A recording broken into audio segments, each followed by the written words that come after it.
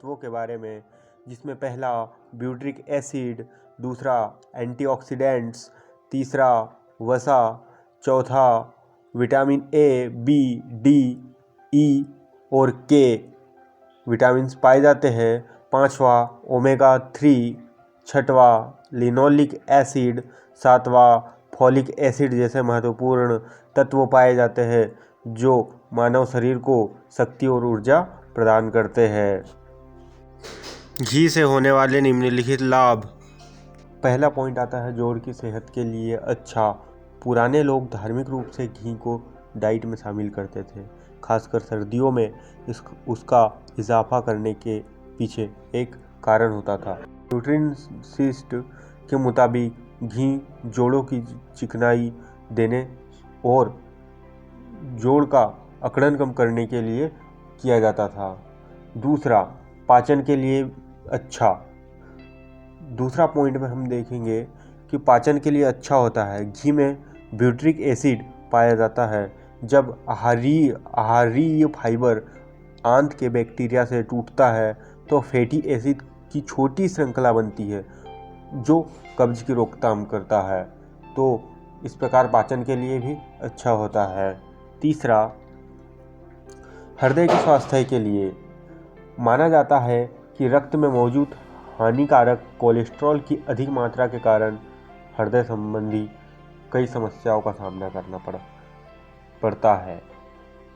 NCBI अर्थात national centre for biotechnology की मानती है कि घी कोलेस्ट्रॉल को नियंत्रित करने में मदद कर सकता है। विभिन्न प्रकार के आयुर्वेदिक जड़ी बूटियों में घी को मिलाने से एंटीऑक्सीडेंट प्रभाव पाया जाता है जो हानिकारक कोलेस्ट्रॉल को कम कर सकता है।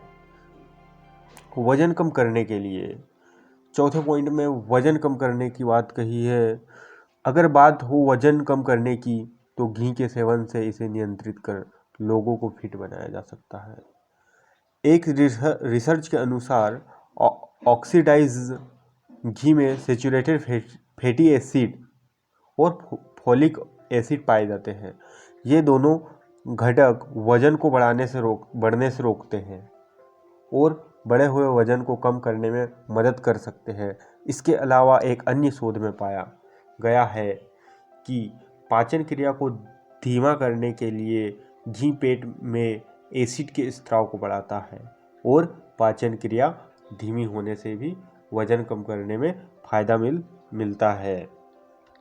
पांचवा पॉइंट में मस्तिष्क के स्वास्थ्य में सुधार के लिए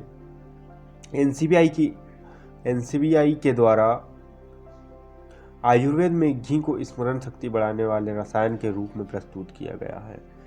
याददाश्त में सुधार के लिए घी का इस्तेमाल एक ब्रेन टॉनिक के रूप में किया जा सकता है।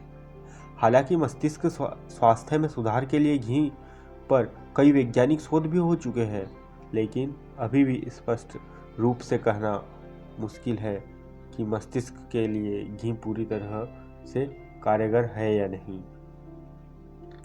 प्रतिरोधक क्षमता बढ़ाने के लिए घी शरीर में प्रतिरोधक क्षमता बढ़ाने का काम करती है। स्वस्थ रहने के लिए प्रतिरोधक क्षमता को बेहतर होना जरूरी है।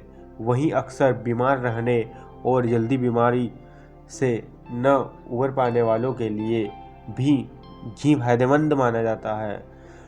यह कमजोर होते रोगी की प्रतिरोधक क्षमता को बढ़ाने में मदद करता है। दरअसल घी में कंजुगेटेड लिनोलिक एसिड पाया जाता है। यह एसिड रोग प्रतिरोधक क्षमता को ठीक करने के साथ ही शारीरिक कमजोरियों को दूर करने में मदद करता है। गर्भावस्था में घी के फायदे। घी में कई ऐसे औषधीय गुण होते हैं जिसके कारण इसका सेवन गर्भवती और उसके शिशु के फायदेमंद हो सकता है। घी को सिंघाड़ा पाउडर 1 टेबल स्पून और गुनगुने दूध के साथ सेवन करने से प्लेसेंटा गर्भनाल की अवस्था ठीक रहती है। चावल और दही के साथ घी का सेवन भ्रूण के दिल के फायदेमंद हो सकता है।